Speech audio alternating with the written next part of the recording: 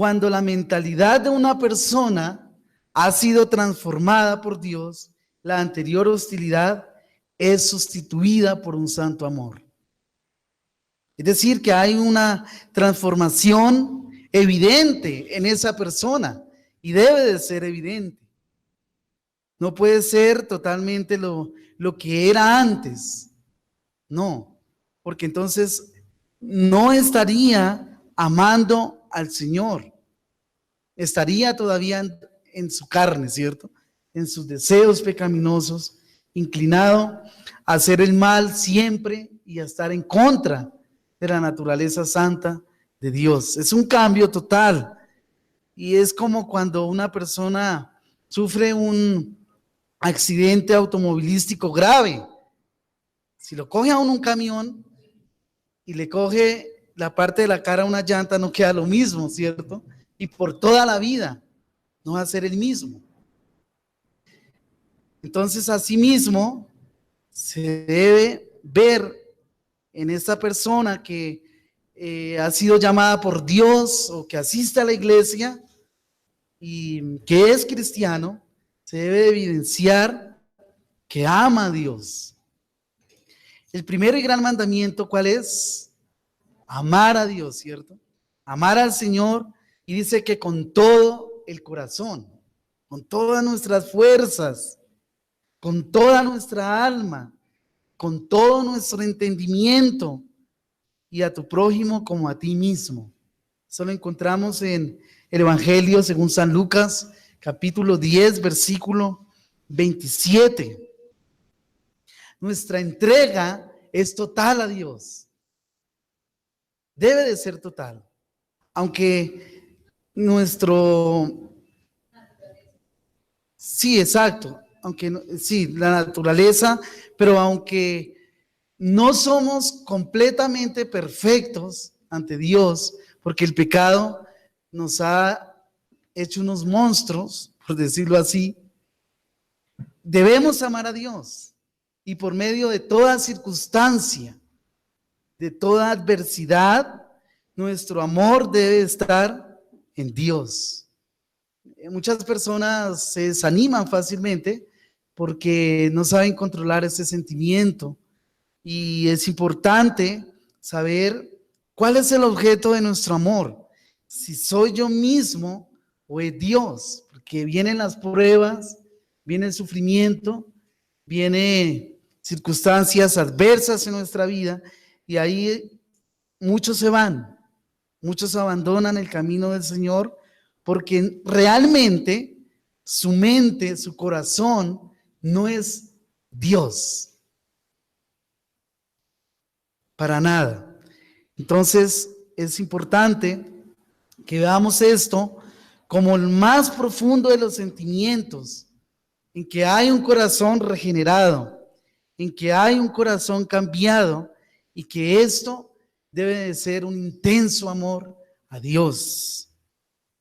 Así como cuando hay una pareja de enamorados, ¿no? O sea, es una entrega total a esa persona. Aunque hayan cosas feas, uno ve todo bonito, ¿sí? Todo bien. Es un amor ciego. Entonces, así debe de ser nuestro amor a Dios, intenso, entregado totalmente a Él. Hermanos, el verdadero amor siempre tiene una idea correcta acerca de su objeto. Oigan bien, el verdadero amor siempre tiene una idea correcta acerca de su objeto. La persona que está dividida espiritualmente no rinde culto a un Dios hecho conforme a las ideas humanas, sino que aprecia el verdadero carácter de Dios según está revelado en la Biblia, en las Escrituras. Amar un falso concepto de Dios equivale a odiar el verdadero carácter de Dios. Y aquí debemos tener presente que el autor de nuestro amor a Dios es el Espíritu Santo. el Espíritu Santo y su obra en nuestros corazones. Y el motivo fundamental de tal amor es la suprema excelencia del Señor. Miremos como lo dijo Moisés en las Escrituras, en Éxodo, capítulo 15, versículo 11. Vamos a estar todos ubicados allí. Éxodo, capítulo 15, versículo 11.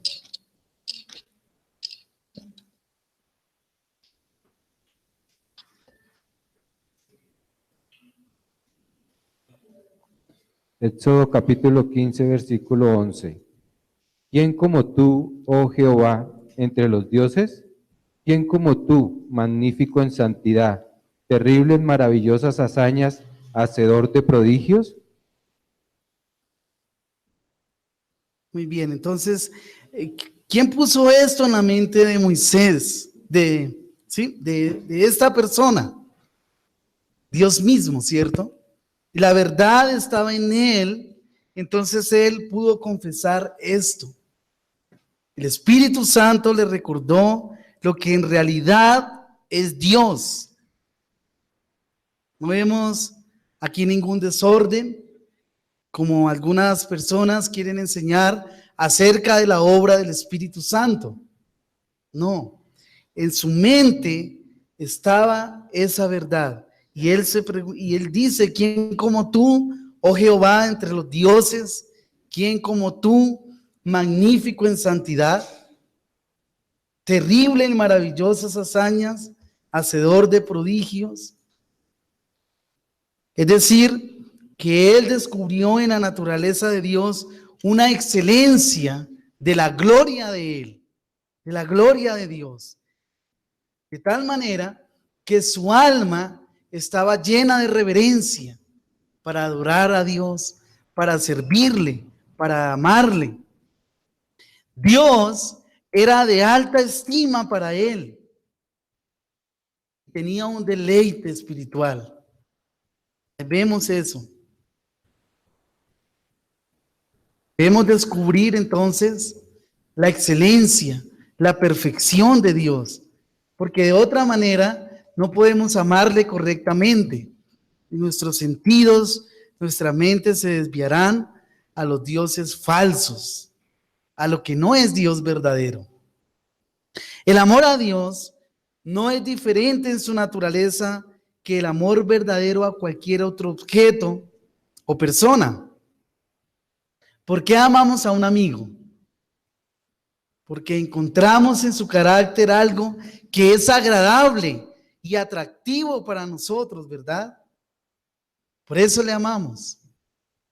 El verdadero amor siempre encuentra placer en el objeto preferido. Por eso, la excelencia de Dios es y debe de ser el motivo fundamental de cualquier amor sincero hacia Él. Una persona que ama a Dios está satisfecha, por ejemplo, de que Dios es la clase de ser divino que es. Y se declara que Dios es sabio, irresistiblemente poderoso, perfectamente puro. Dios es bondadoso para todos y no hace acepción de personas. Él es perfectamente justo, es ilimitado en su gracia, eterno e inmutable en sus planes, etc. Aquí podemos ver entonces que el amor de Dios es ilimitado, no tiene límites, mientras que el de nosotros sí, porque somos pecadores. Muchas veces amamos por interés propio. Si hacen esto conmigo, entonces yo, como respuesta de agradecimiento y de amor, voy a hacer tal cosa. Si no, no. Entonces empezamos a colocar condiciones y nuestro amor está afectado por el pecado. Pero Dios no. Dios en sus atributos es totalmente puro, santo, perfecto, de tal manera que podemos confiar en Él a ciegas. Y nuestro corazón debe de amarle sinceramente por lo que Él es, por lo que Dios es. Un Dios así, como lo estamos describiendo, es el único que puede saciar toda la sed de felicidad del ser humano, y cualquiera puede encontrar mayor satisfacción en Él, en ninguna otra cosa o persona.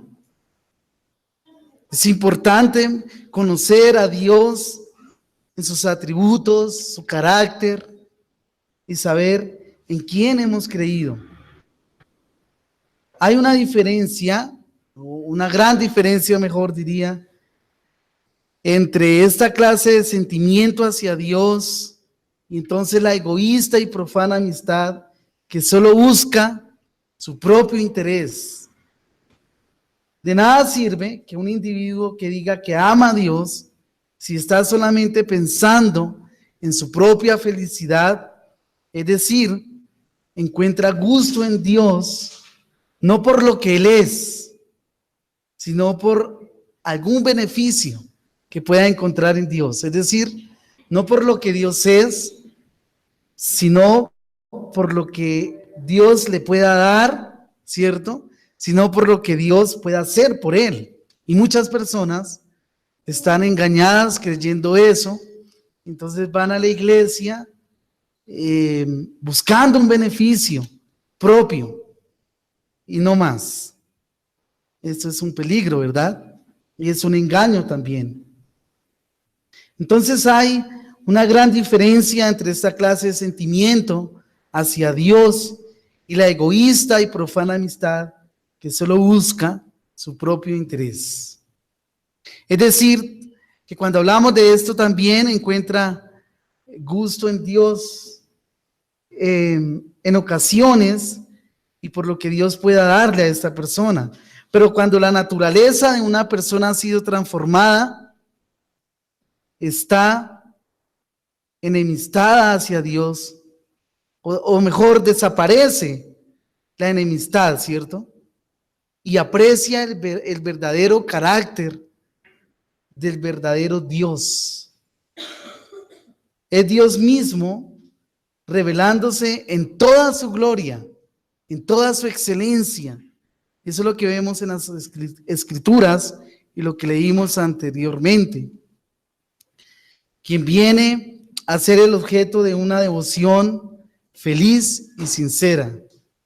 Los pensamientos de una persona que tiene vida espiritual se apartan de la consideración de sí mismo para concentrarse en la excelencia de Dios.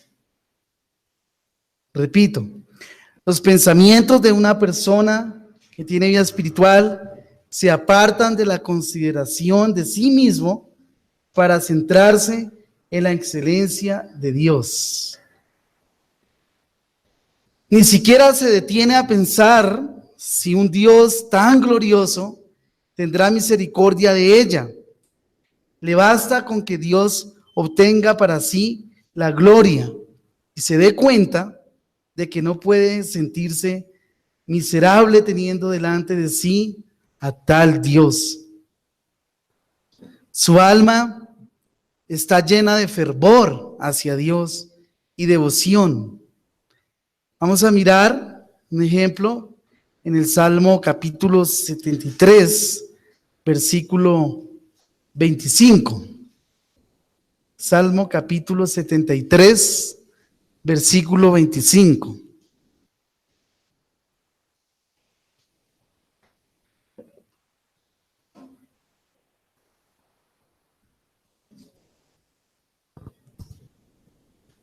¿Algún hermano o hermana que desee leerlo?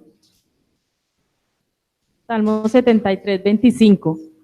¿A quién tengo yo en los cielos sino a ti? Y fuera de ti nada deseo en la tierra.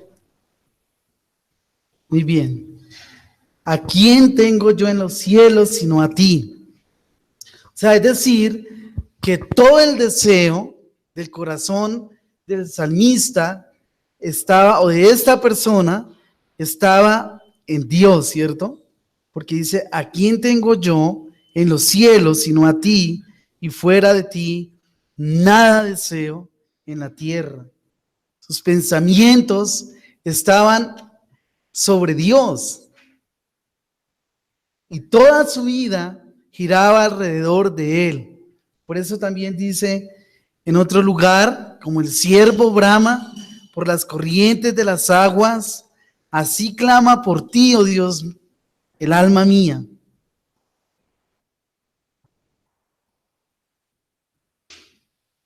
Es obvio que quien así se deleita en la excelencia de Dios, se interesará también grandemente en los asuntos que pertenecen o hacen parte del reino de Dios. El deseo consagrado y más grande de todo corazón es que Dios es que Dios sea por todas sus criaturas glorificado, aquí y en todas partes. Estos sentimientos son partes del amor de Dios. Tampoco el agradecimiento a Dios queda olvidado. No debe quedar olvidado, de verdad, el agradecimiento.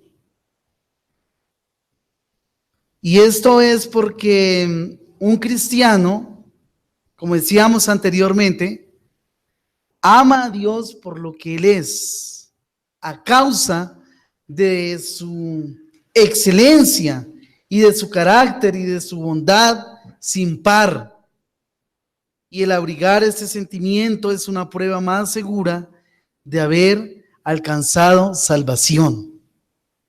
Que si amar a Dios simplemente porque Dios le ama a esa persona o le ama a usted, con todo el hecho en que Dios de los cielos sostiene, bendice, santifica, perdona y salva a una persona tan miserable como tú y yo, le llena de gratitud y nos debe llenar de gratitud. Los mismos ángeles no tienen tal motivo para una gratitud tan grande, ¿verdad? Y sobre todo, el amor de Dios demostrado, como encontrábamos esa palabra, en la salvación. La salvación. Dios, por su amor, ha perdonado nuestros pecados. Esa es la mayor excelencia que hay en Dios. Perdonar nuestros pecados, amarnos, ¿cierto? Siendo pecadores, amando lo malo, siendo o haber sido enemigos de Dios, de su ley, de sus mandamientos. Él nos amó. Nos amó. Y pienso que en este hecho, debemos ser agradecidos con el Señor. O sea, es lo más por lo que nosotros debemos estar agradecidos. Debemos darle gracias por el pan de cada día, por el sustento, por la iglesia, por todas las cosas, pero este debe ser la mayor gratitud que nosotros debemos embargar en nuestros corazones. Dios nos ha salvado, no nosotros a nosotros mismos. Es Dios quien nos ha salvado, es Dios quien nos ha buscado para salvarnos. Y como hemos dicho anteriormente, ni nuestras propias obras, ni nuestra propia justicia es suficiente para que nosotros seamos salvos. Jamás. Es Dios. ¿Por qué? Porque estamos incapacitados para hacerlo. Pero Dios nos ha enseñado a nosotros por las Escrituras que Él es el que salva. viene a mi mente el miércoles que estuvimos estudiando la confesión de fe con el pastor Helber, y él colocaba, hablando con respecto a esto, colocaba un ejemplo de un avión donde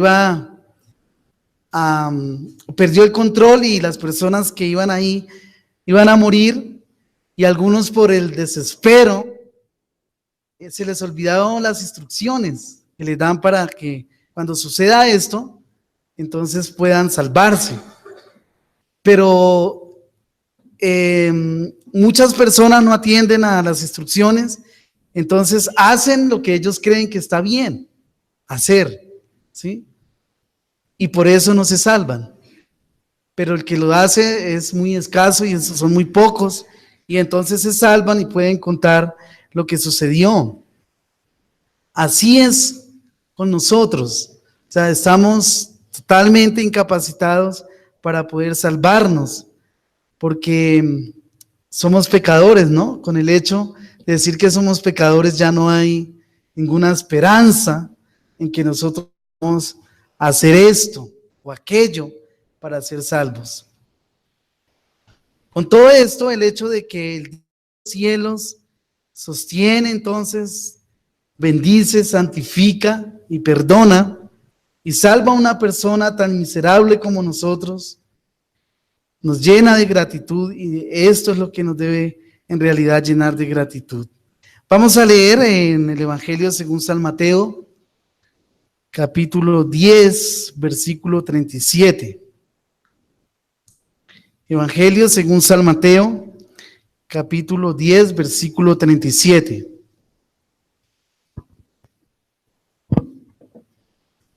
Mateo 10:37. El que ama a padre o madre más que a mí, no es digno de mí. El que ama a hijo o hija más que a mí, no es digno de mí. Sí. Muy bien, entonces, esta clase de amor, según vemos en este versículo, es la clase más alta de amor. ¿Por qué? Porque es supremo. Y dice el versículo: el que ama a padre o madre más que a mí, no es digno de mí. ¿Verdad? ¿Qué piensa usted cuando lee estas líneas? ¿Qué piensa? La hermana la hermana Rosmira. Pues ahí, hablando con un inconverso, a veces con la misma familia, a veces pasa, ¿no? Pues ayer preciso tuve un diálogo con mi hermana al respecto. Entonces pareciera contradictorio, ¿no? Porque el Señor nos manda que amemos también al prójimo. Y a veces el mundo está más puesto en qué hacemos los cristianos con las demás personas. Y, o sea, piensan que el hecho que ya uno es cristiano tiene que vivir como pendiente en total, ¿cómo lo explico yo? Que nuestro amor debe ser como más al prójimo, sí, o sea, uno tiene que vivir sujeto a lo que las personas dicen o estar muy pendiente al servicio de la persona. Pues por eso se creó un poco porque ella dice que nosotros decimos ser cristianos, pero que a veces nos olvidamos del prójimo, ¿sí? Bueno, no sé exactamente por actitudes o por cosas que ella algo le pasó terrible con un cura. Entonces yo decía, pero ¿cómo puede un hombre que dice conocer de Dios, que ha estudiado, ir a abusar, por ejemplo, de una niña de 12 años sexualmente, ¿sí? Entonces ella me planteaba eso, como que eso, ¿sí? Yo le digo, pero es que ese es el punto. Por eso necesitamos al Señor, porque en nuestra fuerza nosotros no somos capaces de hacer lo bueno. Pues, sí, en este aspecto. Sí. Entonces, pues pareciera que la Biblia fuera contradictoria. En mi punto es que parecía que se contradijera, ¿cierto? ¿Sí? El Señor dice que debemos dejar a padre, madre, que el que ame más a su padre, a su madre, hermano, ¿sí? No puede ser Sí, digno de él. sí, no puede ser su El discípulo. hermano Oscar. Bueno, yo considero que si nosotros colocamos delante de Dios cosas por encima de Dios, yo lo considero idolatría. Ujú. Sí, claro, lo que hablábamos. ¿Es la hermana Elda?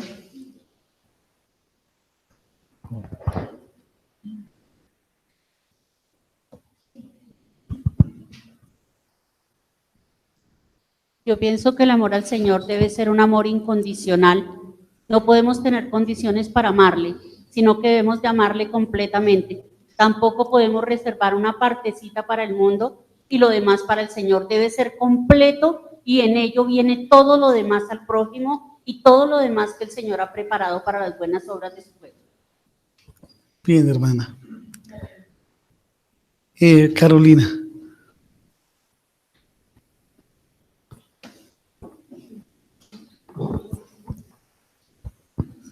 Yo creo que nosotros debemos pedirle a Cristo precisamente porque nuestro amor sea más grande hacia Él, porque nuestros hijos nos hacen vulnerables y es, digamos, a veces una condición del ser humano. Yo creo que lo principal es la oración para podernos de verdad como enfocar en que primero está el Señor, porque no lo hacemos de manera consciente, sino de una manera vulnerable. Bien. Hermana Marcela.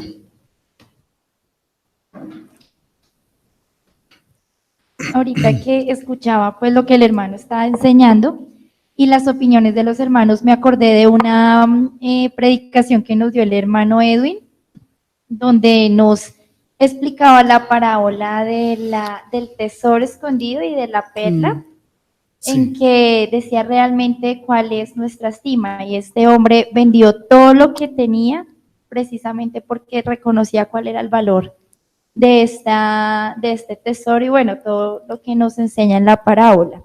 Pero a veces creo que se hace más difícil y es el momento en que realmente podemos saber si lo que sentimos es un amor genuino o un egoísmo en los momentos de dolor.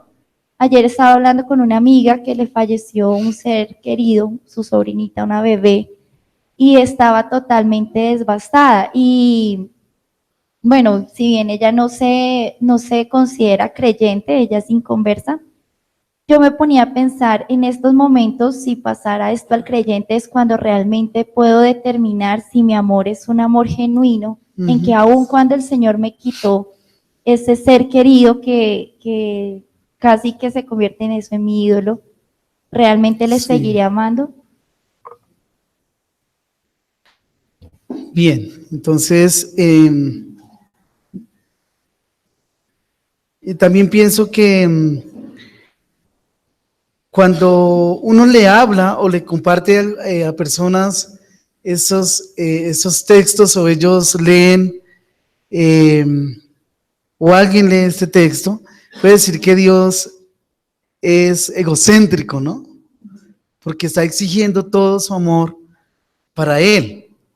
Pero si vemos, como leíamos en Lucas, el primer mandamiento y gran mandamiento es amar a Dios sobre todas las cosas y al prójimo, ¿no? O sea, no está exigiendo. Hay muchas personas que se quedan solamente en la parte de amar a Dios, pero él luego, con esa conjunción y que lo une, dice a su prójimo y como a ti mismo, ¿no?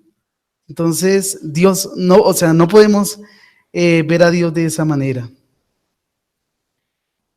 Claro, Dios es celoso y por eso decimos que Él no acepta un corazón dividido, un corazón que ame igualmente, bueno, que diga, no, yo amo a Dios, pero también amo la riqueza y lo puedo amar por igual, ¿no? Tampoco puede de verse las cosas así, pero Dios tampoco nos enseña que debemos entonces abandonar nuestra familia por servirle a Él totalmente. Entonces uno tiene que ser pues equilibrado en cuanto a esto cuando se estudia el amor de Dios. sea, y muy cuidadoso cuando se está hablando de esto, porque en realidad, si nosotros amamos a Dios, vamos a manejar las demás cosas con mucha sabiduría y vamos a ser responsables en lo demás, pero amándolo a Él, porque si no tenemos el amor de Dios, pues no podemos tampoco amar correctamente y tener un corazón recto. Y lo que decían ustedes también es y debe de ser la oración constante en nosotros, en que Dios nos dé un corazón esforzado, un corazón que le ame, aunque nuestra naturaleza todavía hay rasgos del pecado. Nosotros debemos esforzarnos y hacer la voluntad de Dios en todo lo posible. También tenía aquí, una nota en cuanto a esto, que no quiere decir que el amor a Dios quizás no tenga la misma intensidad. ¿Por qué? Porque todos los hombres, por buenos que sean, pasan por tiempos de crisis en su ánimo espiritual. Pero cuando anida realmente en el corazón un verdadero amor a Dios, todo otro amor le está supeditado. Aquí tenemos entonces una prueba inequívoca de verdadera religión. Y la pregunta también sería, ¿conoce usted por experiencia lo que es amar al infinitamente grande y siempre bendito Dios? Lo que decía la hermana Marcela, ¿no? Entonces no queda sino examinarnos y examinar el amor que nosotros tenemos a Dios. Y está su corazón bien con Dios, ama a Dios por lo que Él es, le satisface su naturaleza, siente el mismo aprecio por cada uno de sus atributos, ama su santidad, su gracia, su justicia y su misericordia. ¿Le ama solamente por lo que Él le ama a usted o porque es maravilloso en sí mismo? ¿Le ama solamente porque espera que le ha de salvar? ¿Seguiría amando a Dios si supiera que le va a condenar?